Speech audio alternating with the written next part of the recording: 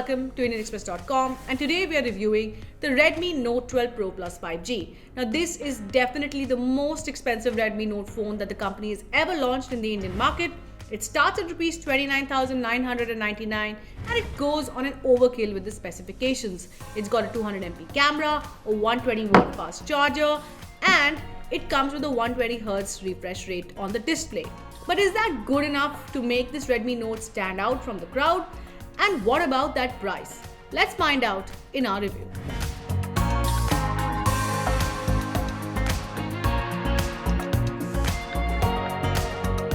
So let's start with the one big change that's happened this year. Though I should point out that even last year's Redmi Note 11 Pro Plus had 5G connectivity, but this year the entire Redmi Note 12 series is 5G ready. And this time we actually have 5G networks in India. So does 5G work on the Redmi Note 12 Pro Plus if that's one reason that you're buying? Yes, it works perfectly fine.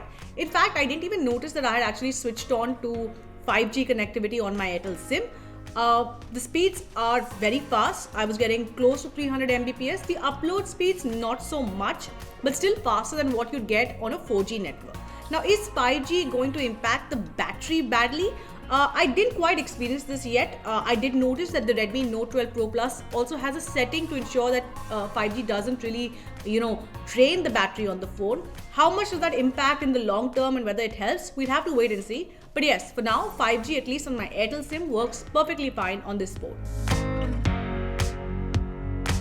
So now let's move on to the other big change on the Redmi Note 12 Pro Plus, and that's the camera. Now this one comes with a 200MP main camera at the back. It also comes with OIS, which we've typically not seen on the Note series. I must point out that the camera bump is rather prominent and huge.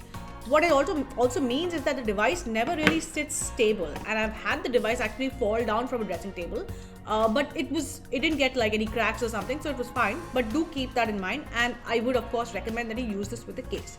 Now let's talk about the camera. I've really enjoyed most cameras on Redmi Note phones, and the Pro typically has the best camera. This one too delivers excellent photos, especially in daylight. The colors are crisp and vibrant. But what I was really impressed by was the low light performance. Now I have to say this is the best low light performance that I've seen on a Redmi Note phone till date, and I've reviewed quite a few of these. In fact, some of the photos I took it without the night mode, and I found that the shot was better because it was handling the contrast and the shadow in a much better way. Yes, it does tend to brighten the photo and the object looks very clear, but I really quite like some of the photos without night mode, and of course, you have to hold the phone very still when you are taking these, so do keep that in mind. Now let's talk about shooting at 200MP. Now keep in mind that when you do shoot photos in this particular mode, the photos will be quite heavy in size, like almost 32, 33, 34 MB. So it's going to take up a lot of space. I don't see a lot of people kind of requiring that because it's not something you would typically shoot at. But yes, the results are very crisp. You can really zoom into close distance objects, and the object will still be in sharp focus. The other thing I do want to point out is that the 200MP mode requires that there is sufficient lighting when you are using it. Portraits also come out very well on the Redmi Note 12 Pro Plus, and the video recording is impressive as well, though perhaps not as impressive and mind-blowing as Redmi might hype up. I do want to point out that the ultra wide angle camera and the macro is still a disappointment. That seems to be the case on most phones, especially when you move from that 200MP to the ultra wide. You can really see the difference in the drop in quality. So now let's talk about the other aspects, which is performance, display, and what else you can expect. Now the display, you're getting a 6.67-inch Full HD AMOLED Plus display out here. It's excellent quality, 120Hz refresh rate, and it comes with Dolby Vision support as well. If you're using this device to consume a lot of content, you will have a great time. I use it for a lot of gaming and of course to watch a lot of shows, and I quite enjoyed the experience as overall.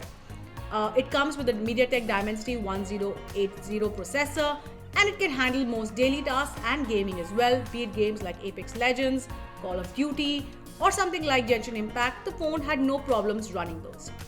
My only problem with the Redmi Note 12 Pro Plus is the software.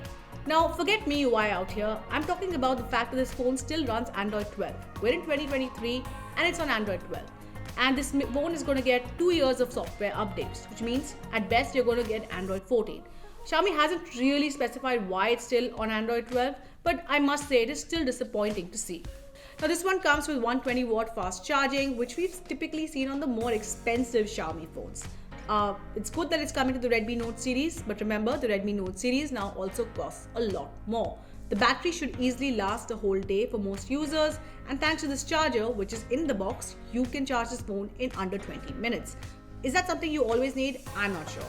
The battery, again, as I said, it will last a day easily for most users with moderate to heavy usage. Even with heavy duty usage, which is constant 5G being on, me playing games on the device, etc., I was able to get the battery to last a day.